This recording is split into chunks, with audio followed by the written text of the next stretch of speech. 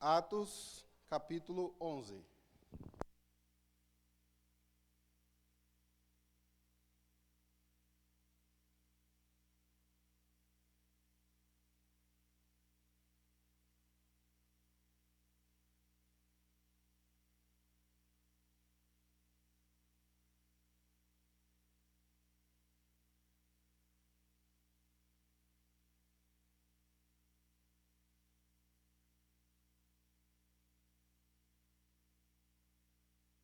Levante uma de suas mãos que o nosso diácono vai providenciar para você, para que você leia o texto.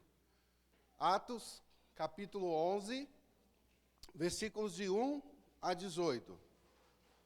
O texto diz assim: Chegou ao conhecimento dos apóstolos e dos irmãos que estavam na Judéia, que também os gentios haviam recebido a palavra de Deus. Quando Pedro subiu a Jerusalém, os que eram da circuncisão o arguíram, dizendo: Entraste em casa de homens incircuncisos e comeste com eles. Então Pedro passou a fazer-lhes uma exposição por ordem, dizendo: Eu estava na cidade de Jope orando, e num êxtase tive uma visão em que observei descer um objeto como se fosse um grande lençol, baixado do céu, pelas quatro pontas e vindo até perto de mim. E fitando para dentro dele os olhos, vi quadrúpedes da terra, feras, répteis e aves do céu. Ouvi também uma voz que me dizia: Levanta-te, Pedro, mata e come. Ao que respondi: De modo nenhum, Senhor, porque jamais entrou em minha boca qualquer coisa comum ou imunda. Segunda vez falou a voz do céu: Ao que Deus purificou, não consideres comum. Isso sucedeu por 3 vezes, e de novo tudo se recolheu para o céu. E eis que na mesma hora pararam junto da casa em que estavam os 3 homens enviados. E eis que na mesma hora pararam junto da casa em que estávamos 3 homens enviados de Cesareia para se encontrarem comigo. Então o Espírito me disse que eu fosse com eles, sem hesitar. Foram comigo também estes 6 irmãos, e entramos na casa daquele homem. E ele nos contou como vira o anjo em pé em sua casa, e que lhe dissera: Envia a Jope e manda chamar Simão, por sobrenome Pedro, o qual te dirá palavras mediante os quais serás salvo, tu e toda a tua casa. Quando, porém, comecei a falar, caiu o Espírito Santo sobre eles, como também sobre nós no princípio. Então me lembrei da palavra do Senhor quando disse: João, na verdade, batizou com água, mas vós sereis batizados com o Espírito Santo. Pois se Deus lhes concedeu o mesmo dom que a nós nos outorgou, quando cremos no Senhor Jesus, quem era eu para que pudesse resistir a Deus? E ouvindo eles estas coisas, apaziguaram e glorificaram a Deus, dizendo: Logo também aos gentios foi por Deus concedido o arrependimento para a vida. Bendito Deus, santo és sobre tudo e sobre todos. Reina soberanamente.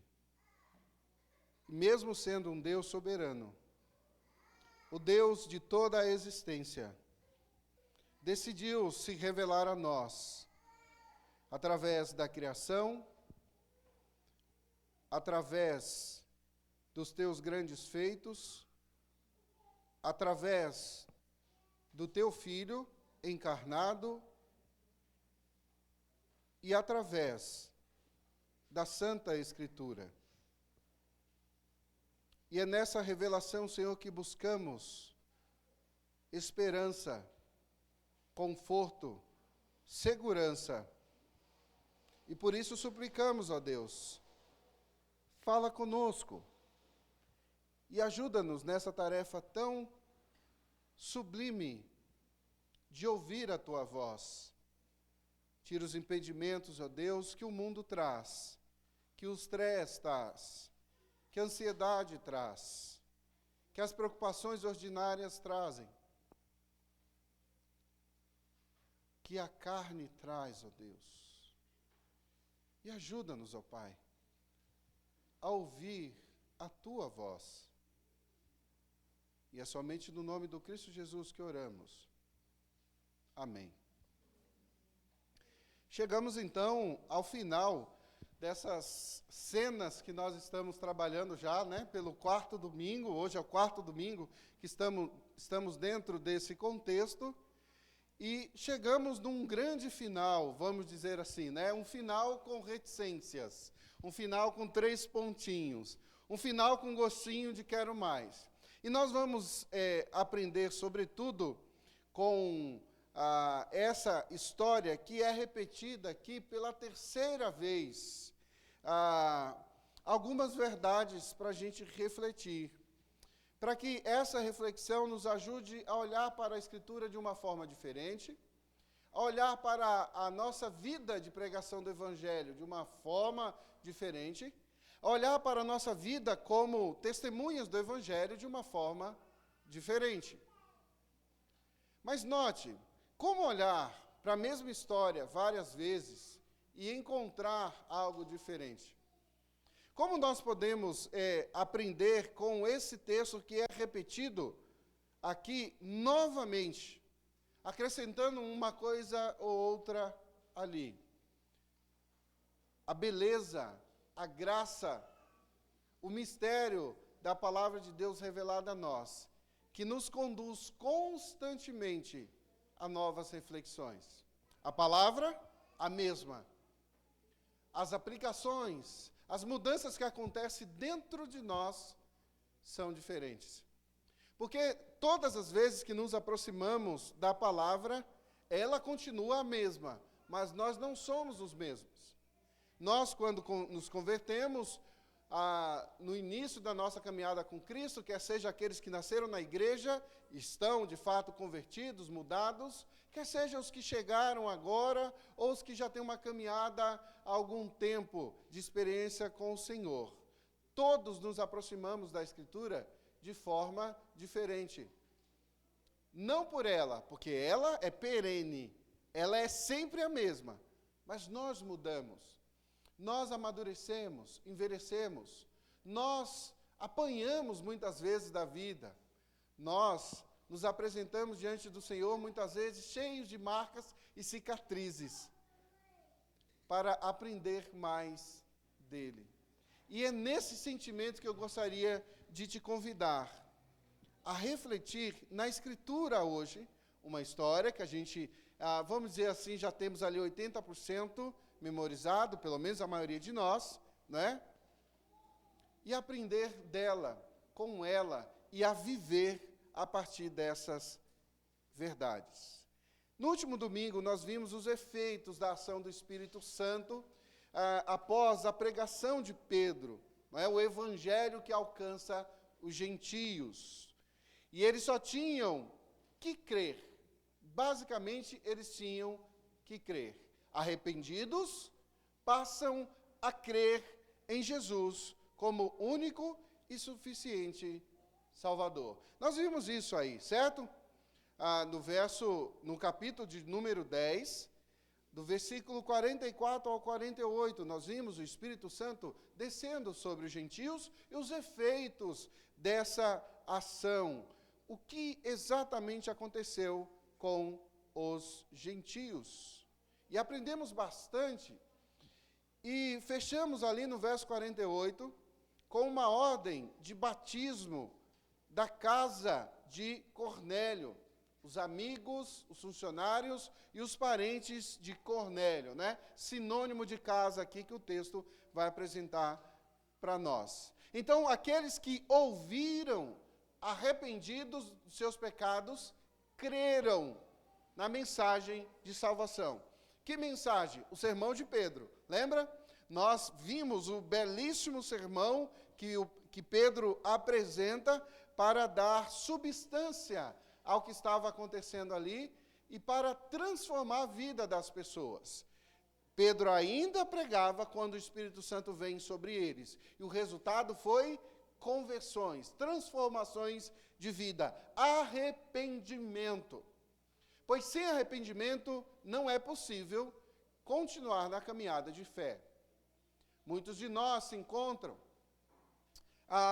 como se estivesse numa escada rolante sem fim, e envolvidos em práticas que afastam cada vez mais do Senhor, não conseguem entender da profundidade e da prática do arrependimento, do confessar os seus pecados e em busca do alívio que o confessar os pecados traz.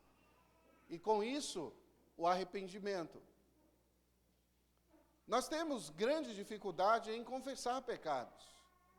Nos fechamos muitas vezes no alto do nosso autoconhecimento, né, para dizer que eu não preciso confessar os meus pecados para ninguém. O meu relacionamento é eu e o meu Deus e está tudo certo.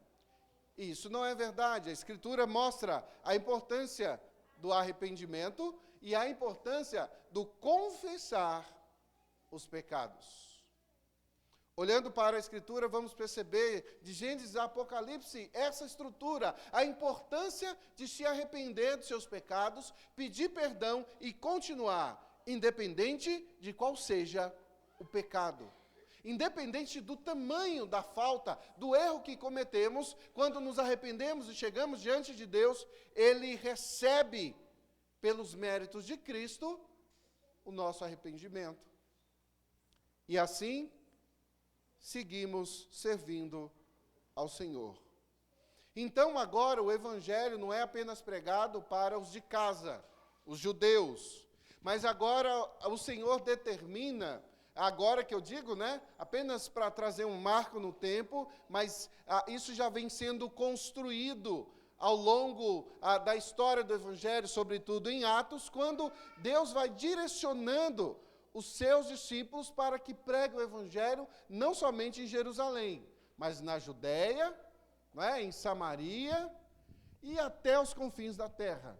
E nós vimos semana passada, nós somos os confins da terra, nós somos o fim do mundo, vamos dizer assim, no que o texto está se referindo ali. Porque agora o Evangelho não se restringia mais a um povo, a uma localidade, mas ele vai avançando até alcançar todas as nações.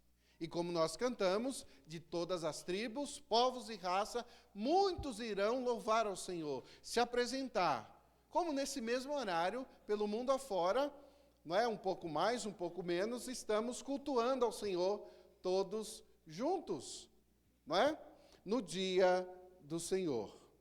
Então foi isso basicamente que aconteceu. O Espírito desce, os irmãos se arrependem de seus pecados e são aceitos pelaquela comitiva de 7 homens que estavam ali diante daquele acontecimento. Então, Pedro permanece com eles aí há algum tempo, naquela região da Cesareia, como termina aí o verso de número 48. Mas aqui veremos o que aconteceu com as notícias de Pedro pregando para os gentios. Lembre-se que a questão aqui era política, social e religiosa, Tinha a questão romana, e a sua influência sobre todos os eventos. Nós temos aqui um general, alguém que era de alta patente do exército romano. Nós temos aqui os judeus, uma comitiva de judeus, e temos aqueles que são considerados gentios, temos aqueles que já são convertidos, temos aqueles que estão observando tudo, temos aqueles que vão ser alvo da misericórdia do Senhor. Então, o contexto político, social, religioso é muito importante para a gente pensar, sobretudo hoje, no contexto religioso. Por quê? Porque chega a notícia de que Pedro estava andando com um bando de gentios, estava andando com gente que era mal visto pelos judeus. E os irmãos pedem satisfação a Pedro. Os irmãos se apresentam, Pedro se apresenta diante dos irmãos, e eles vão lá e dizem: olha, o que aconteceu? Como assim você está pregando para gentio? Lembra a revelação divina, o relacionamento com Deus, para eles era só dos judeus, certo? E esse apartar as pessoas, essa acepção de pessoas que era feita, precisava ser combatida. E nós estamos aqui diante agora de uma acariação, vamos dizer assim. As notícias correm. Chegam as notícias até os irmãos lá em Jerusalém. E Pedro chega depois e se depara com eles. E, além do mais, eles perguntam, além de pregar para eles, batizá-los, você ainda ficou na casa deles. Pedro, explica isso direito para nós. E aqui começa um relatório missionário de Pedro. Aqui começa Pedro se apresentando para eles de uma forma inteligente, submissa, né? De uma forma moderada. Percebeu de quem que a gente está falando aqui? Pedro. Olha a diferença. A experiência, a maturidade, a caminhada. Pedro se apresenta de uma outra maneira. Eu fico imaginando Pedro, no início da sua caminhada, recebendo uma arguição dessa aqui. Pedro, algumas pessoas perguntando para ele, cara, por que você pregou para os gentios? Qual que seria a resposta de Pedro? Você está doido, rapaz? Por que você está perguntando isso? Eu vou pregar para quem eu quiser. É estranho, não é? A gente observar a mudança com que o Evangelho faz na vida da pessoa. Como a pessoa conhece a Cristo e começa efetivamente a caminhar com esse Cristo. E aqui ele começa explicando o seu relatório. Primeiro, nós vamos perceber, do verso 1 ao verso 4, que Pedro explica os fatos. Segundo, Pedro recorre às testemunhas. Tinha testemunha com ele. E terceiro, Pedro apresenta as Escrituras como base para a sua defesa. Pedro explica, recorre às testemunhas e recorre às Escrituras. Vamos entender um pouco mais. Versículo de número 1. Chegou ao conhecimento dos apóstolos e dos irmãos que estavam na Judéia, que também os gentios haviam recebido a palavra de Deus. Percebeu? Gentios haviam recebido a palavra de Deus. Quando Pedro subiu a Jerusalém, os que eram da circuncisão o arguíram, perguntaram, mas esse perguntar aqui não é apenas uma pergunta, o que você estava fazendo? Arguir aqui é pergunta com autoridade. É uma pergunta que existe uma resposta formal. Você precisa dar satisfação dos seus atos. É isso que eles estão fazendo. Os da circuncisão eram os crentes, os judeus convertidos, aqueles que antes haviam sido circuncidados segundo a lei. Não é? Então, esses irmãos aqui, os irmãos judeus convertidos, zelosos da lei, né? Chegam para Pedro e fazem esse interrogatório. Verso 4.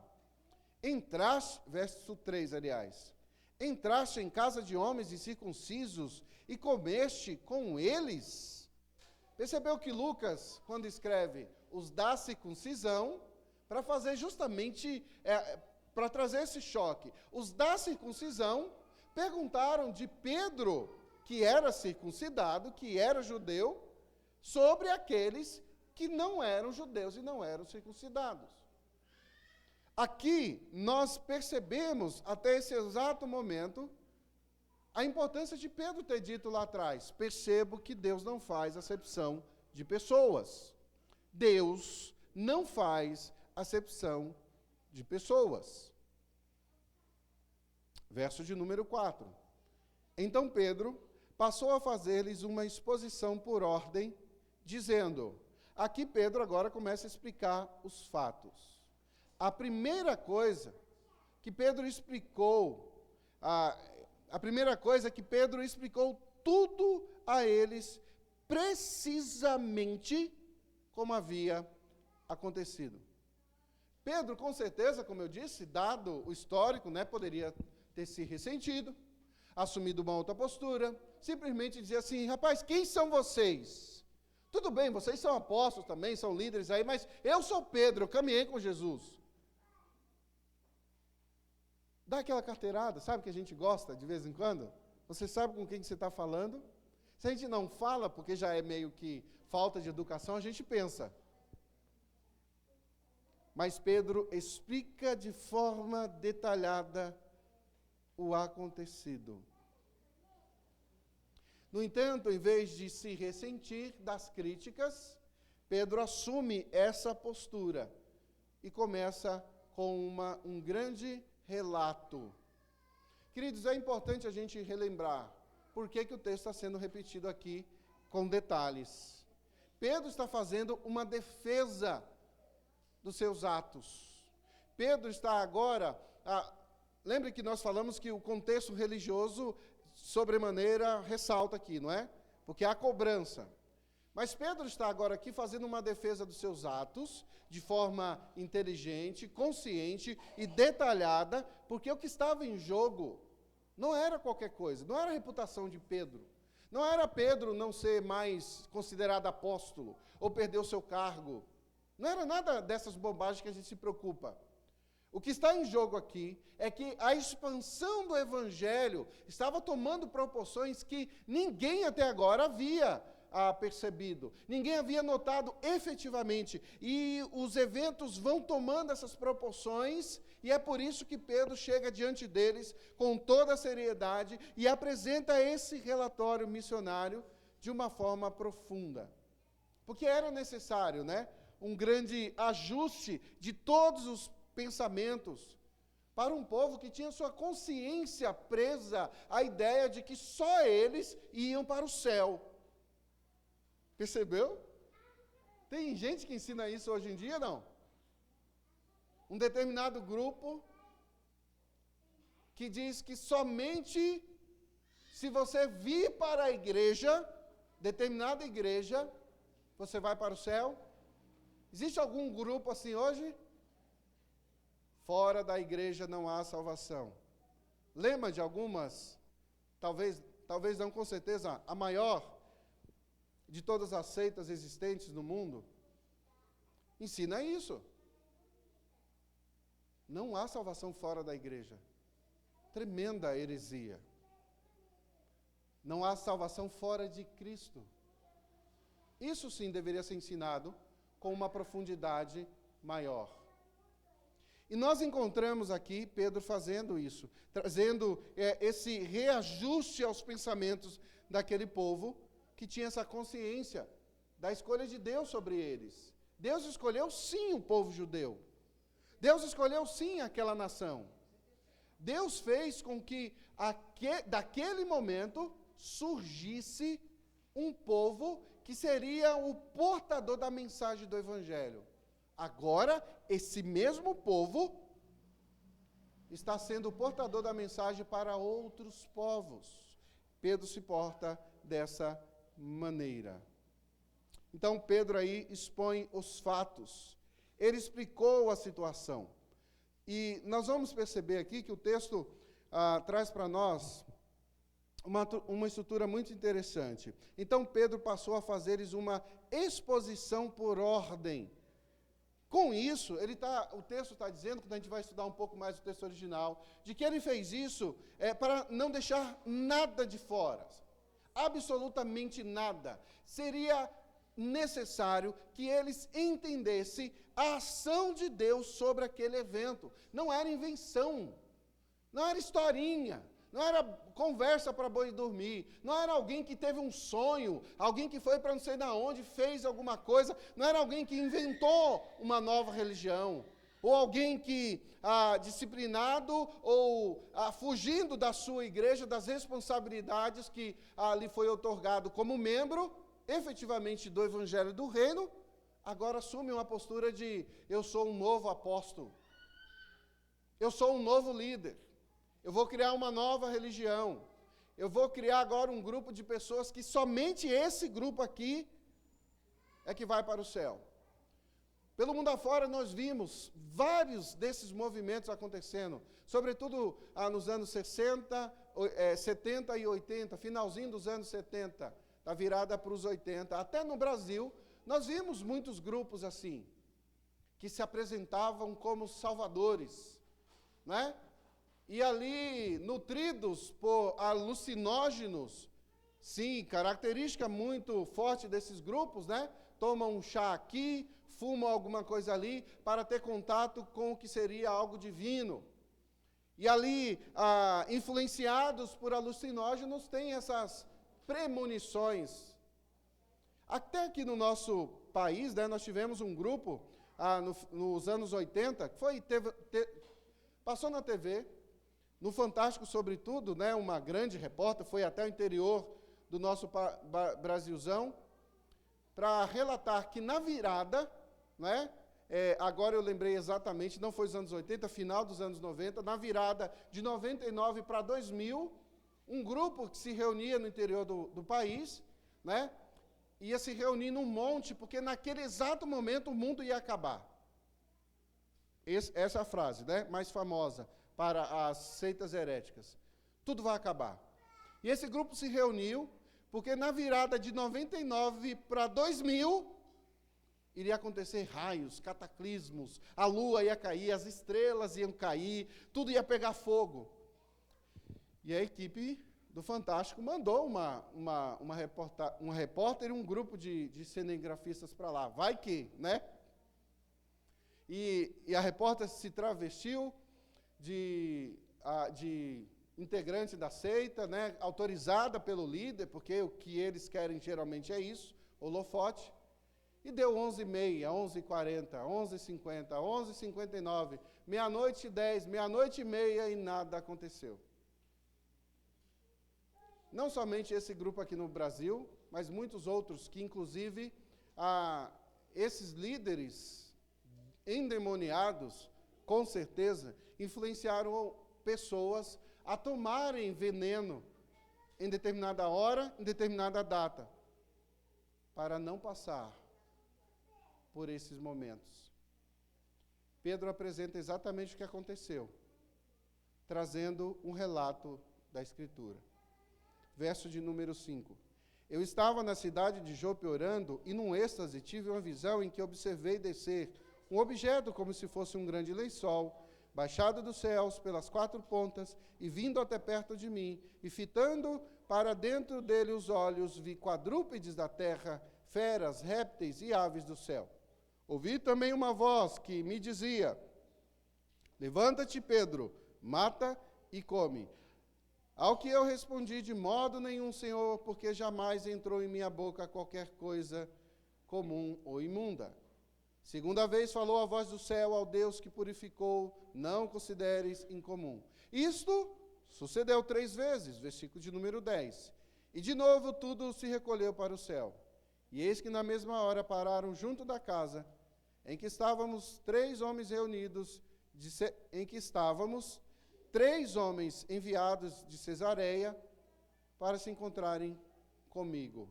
Então o Espírito me disse que eu fosse com eles sem hesitar. Foram comigo também estes 6 irmãos, e entramos na casa daquele homem. Então aqui Pedro está contando exatamente o que aconteceu. Nós tivemos o primeiro relato de Pedro, simultaneamente com o relato de Cornélio. Pedro diz o que aconteceu com ele, do lençol, e Cornélio diz o que aconteceu com ele, do anjo. Esses eventos se entrelaçam quando Pedro e esses 3 homens enviados por Cornélio se encontram. Verso de número 12. E o Espírito me disse que eu fosse com eles, sem hesitar. Foram comigo também estes 6 irmãos, e entramos na casa daquele homem. E ele nos contou como vira o anjo em pé em sua casa, e lhe disseram: envia a Jope e manda chamar Simão, por sobrenome Pedro, o qual te dirá palavras mediante as quais serás salvo, tu e toda a tua casa. O verso 14 estrutura o que está sendo apresentado, o que foi apresentado lá para que o povo se convertesse, certo?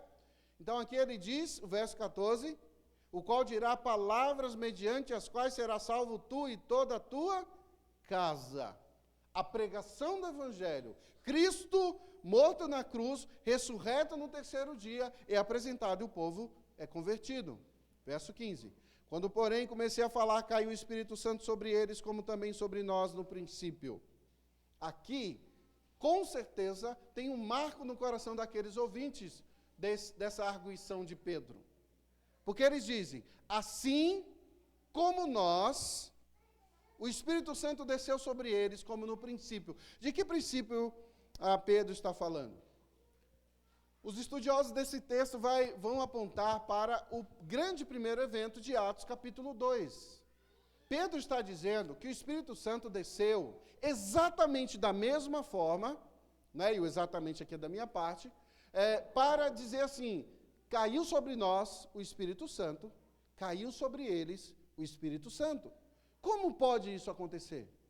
Se nós que somos detentores da mensagem de salvação, o povo judeu, fomos alvos da graça de Deus e fomos movidos pelo Espírito Santo a pregar o Evangelho, e o milagre aconteceu na nossa boca e no ouvido deles, porque enquanto nós pregávamos em nossa língua, idioma, né, materno, nossa língua materna, eles ouviam na língua deles e foram convertidos. É disso que Pedro está falando no versículo 15, quando ele diz, quando comecei a falar, caiu o Espírito Santo sobre eles, como também sobre nós no princípio. Princípio que ele se refere, Atos capítulo 2.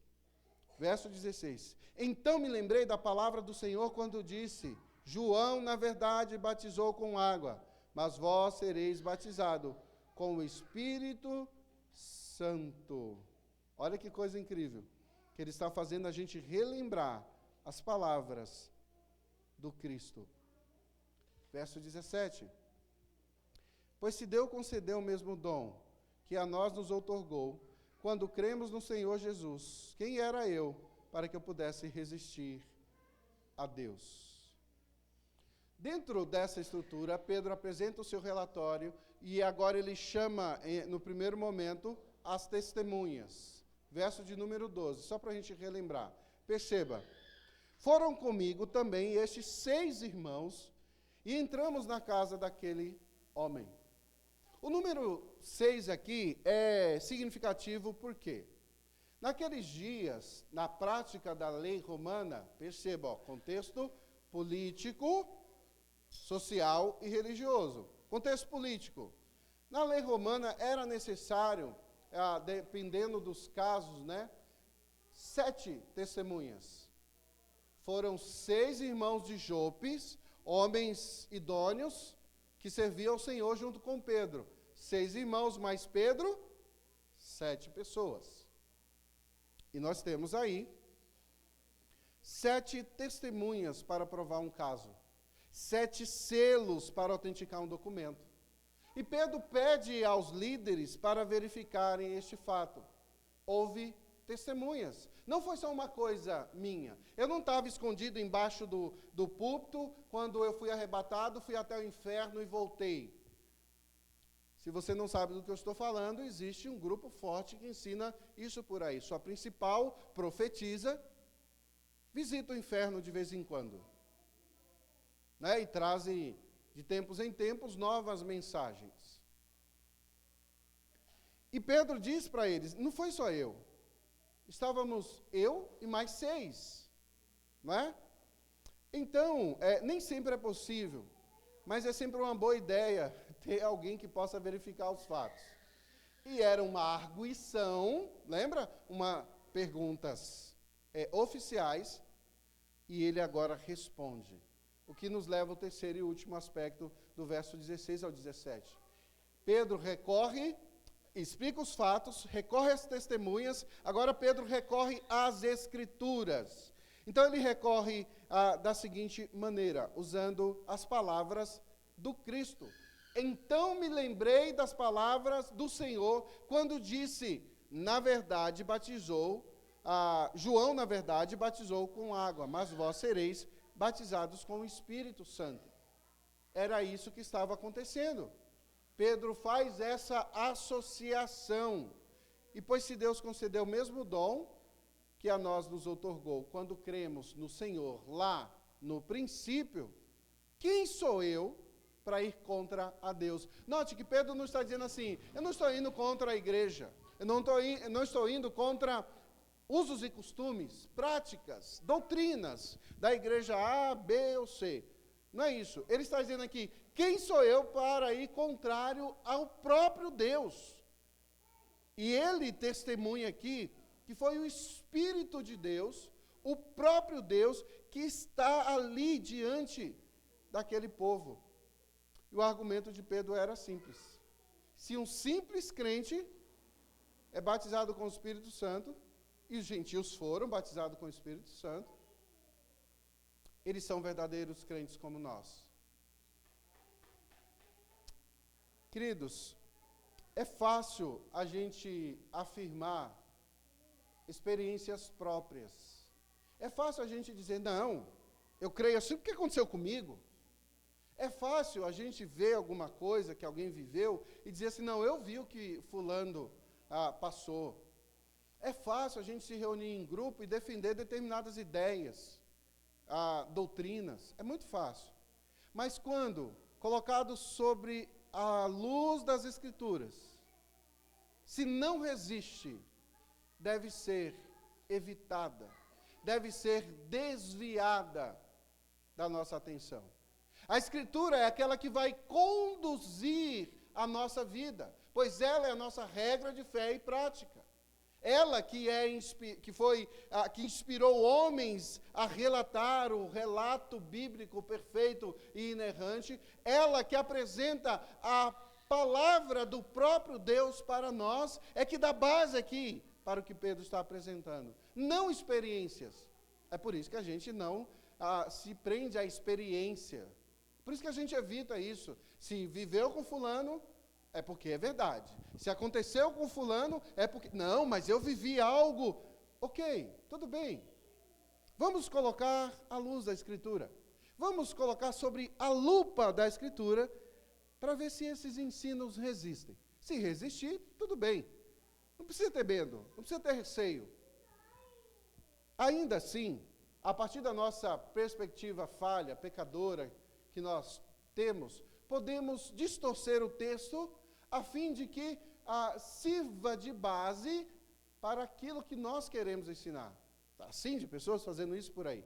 No entanto, nós olhamos para a Escritura, nos dedicamos à Escritura, tratamos com zelo a Escritura, estudamos a Escritura copiosamente, comparamos, discutimos, conversamos há milênios para poder afirmarmos que hoje nós temos a palavra de Deus em nossas mãos.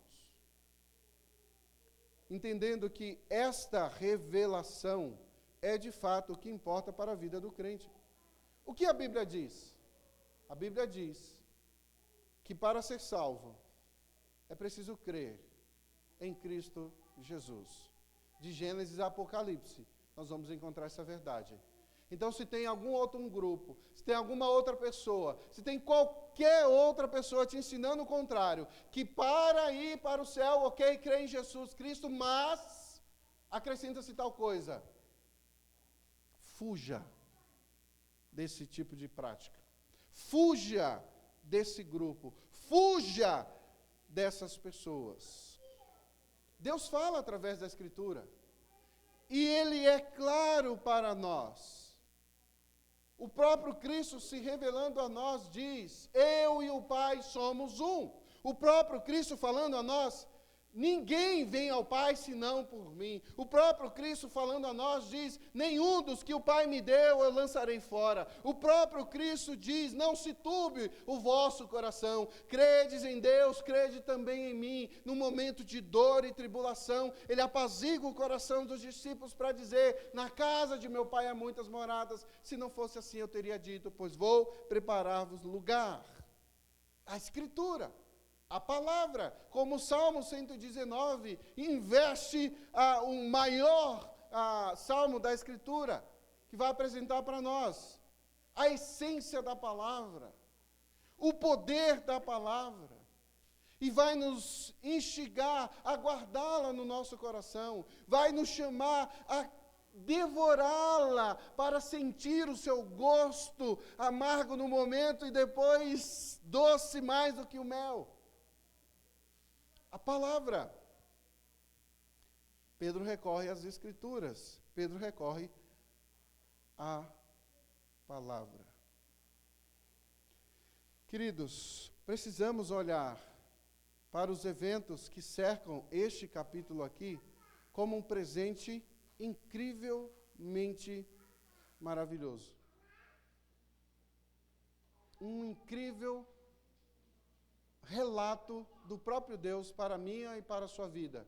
Porque o texto está falando da gente, eu e você. Não o que é ensinado até os nossos dias pela Igreja Romana, que diz que a salvação é através da igreja. Só há salvação através desta igreja. E precisamos, sim, com todas as nossas forças, contrariar tal ensino. Lutero é conhecido, queridos, como um dos principais homens da reforma protestante. Um monge que, ao ler a Escritura, se deparou com um texto que diz que o justo viverá pela fé. Naquela época ele disse que os homens foram salvos não por suas obras, mas pela graça de Deus. Ele falou de uma época em que a igreja se tornou corrupta, e eles estavam ganhando dinheiro vendendo entradas para o céu, vendendo perdão daqueles que estavam no inferno, criando um lugar que a Escritura nunca autorizou, chamado até hoje, visto até hoje como doutrina praticável, o purgatório. Com um único intuito: encher os cofres da igreja. E o pior de tudo, queridos, eles estavam ganhando dinheiro fazendo isso. Quisera Deus que isso tivesse morrido naqueles idos dos séculos XVI e XVII. Pois em nossos dias, não somente essa igreja, mas muitas outras, inclusive evangélicas, têm enganado muitas pessoas, vendendo passagem para o céu, vendendo terreno no céu, como foi muito famoso. Talvez os mais novos não saibam disso, mas nos anos 90 teve pessoa e denominações vendendo lotes no céu. E antes que você ria, pense quantas pessoas foram enganadas. Quantas pessoas não suportam ouvir falar de evangélico por causa desses enviados do inferno, que tem um único intuito: arrecadar dinheiro para crescimento monetário próprio. Para a igreja qualquer coisa declarada por seu líder, o líder maior, é considerado como lei. A tradição da igreja é considerada em mesmo pé de igualdade com a Escritura. Esse monge, Martinho Lutero, assim como nós, hoje, pela misericórdia do Senhor, cria que homens erram e são falhos e vão para o inferno. E se não se arrepender dos seus pecados, terão a maior de todas as dores, agonia de todos os tempos. E eu não me refiro às chamas do inferno, mas à agonia de estar separado do Criador, de estar longe do Deus Todo-Poderoso, de não poder contemplar em sua perfeição, de adorá-lo por toda a eternidade. Não se perca achando que o que deve afligir o meio, o seu coração, são as chamas do inferno. Não é isso. O que deve afligir o meu e o seu coração é estar distante de Deus, é de não ter acesso a Ele, de não poder adorá-lo de forma livre, de poder cantar como nós cantamos aqui de coração, de poder recorrer a eles e cantar: em teus braços está o meu descanso, está a minha paz, o meu conforto e o meu consolo. Isso é inferno. o distanciamento de Deus. E esses homens têm feito isso, apartado as pessoas da mensagem verdadeira do Evangelho. Eles acabam, por sua vez, recebendo aqueles que também buscam. Porque não buscam seriedade, profundidade na Escritura. E Deus tem misericórdia e resgata os seus do meio desses. Pois muitos deles têm recebido o que procuram.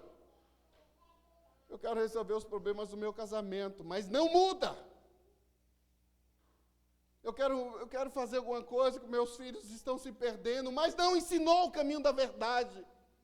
Permitiu que ele, aos domingos, acordasse mais tarde, fosse jogar bola, fosse passear, fosse qualquer outra coisa, mas não estivesse estudando a palavra de vida, buscando conhecimento, confessando seus pecados, se arrependendo. Não se esforçou para que ele tivesse momentos e mais momentos da Escritura aqui em comunidade. Não se esforçou para que em casa tivesse um ambiente de paz, em que ele aprendia desde pequeno, com seu pai, com sua mãe, a amar as Escrituras. Não teve a orientação que Provérbios nos ensina.